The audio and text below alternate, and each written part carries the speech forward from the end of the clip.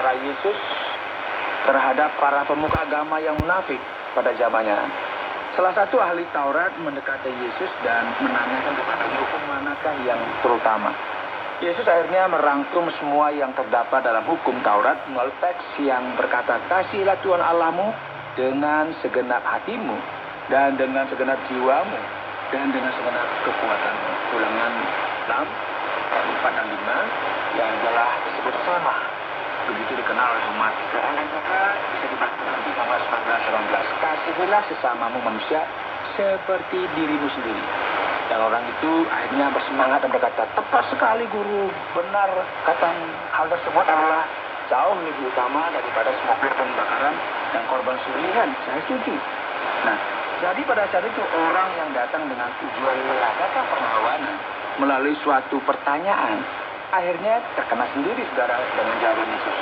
Yesus berkata kepadanya, "Engkau tidak jauh dari kerajaan Allah." Sejak itu seorang pun tidak berani lagi menanyakan sesuatu kepada Yesus. Saudara, Yesus masih melawan cara berpikir para pemimpin agama pada zamannya ketika pas mengatakan, Yesus bertanya, "Siapakah Kristus anak Daud?" sesuai dengan ahli-ahli Taurat. Dan Yesus menyebut Mazmur 110, "Tuhan telah berfirman kepada Tuanku, duduklah di sebelah kananku sampai musuh-musuhmu taruh di bawah kakimu."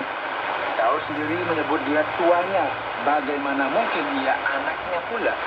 Dan Yesus menyatakan secara lebih jelas kedudukannya sebagai Mesias, keturunan Daud, dan menutup masalah ini dengan melaksanakan dua hal yang menarik.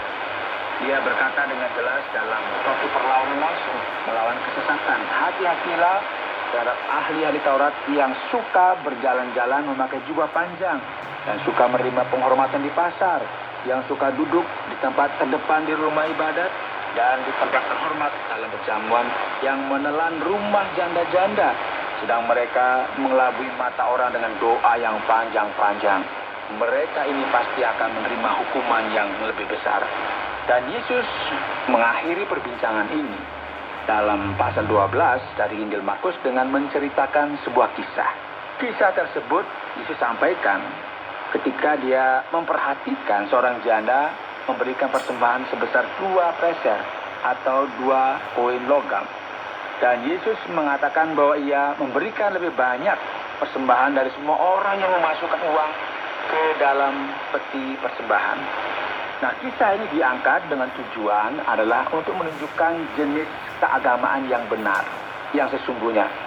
Kemudian dibandingkan dengan apa yang dibuat oleh para pemuka agama yang hanya memikirkan diri mereka sendiri. Pendengar yang dikasihi Tuhan, mungkin Anda tidak pernah membayangkan hari ini. Yesus sepertinya orang yang suka damai, baik-baik, dan suka senyum.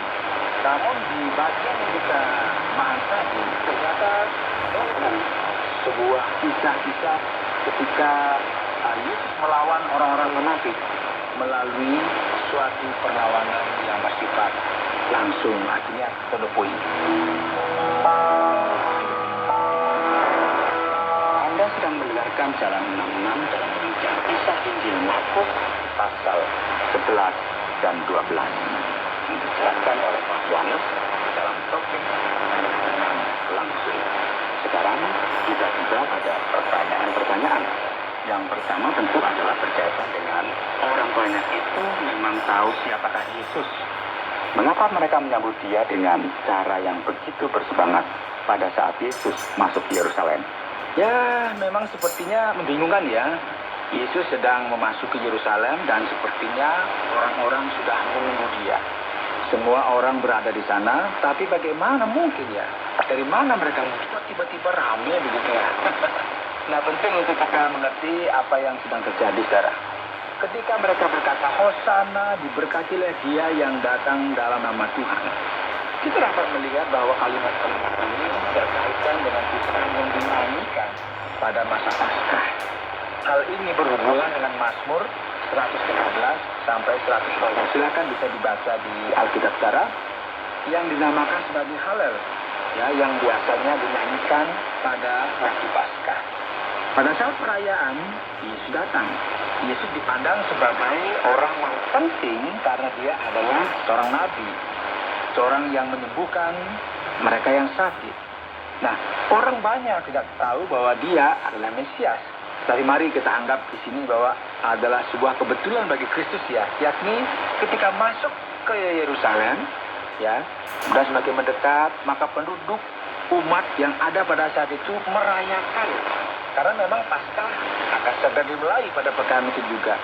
Di sini kita melihat bagaimana Allah bertindak di dalam sejarah agar Yesus menerima sambutan kemenangan ini yang menyatakan kepada semua orang bahwa meskipun tidak direncanakan akan terjadi dengan cara yang sedemikian, tapi benar bahwa dia adalah Kristus, dia adalah Mesias yang dinantikan. Yang berikut, mari kita melihat dan membahas soal keledai kecil. Apakah para murid mencuri keledai kecil itu? Dan bagaimana sampai pemilik dapat memberikan izin agar binatangnya disewa atau ditinggal?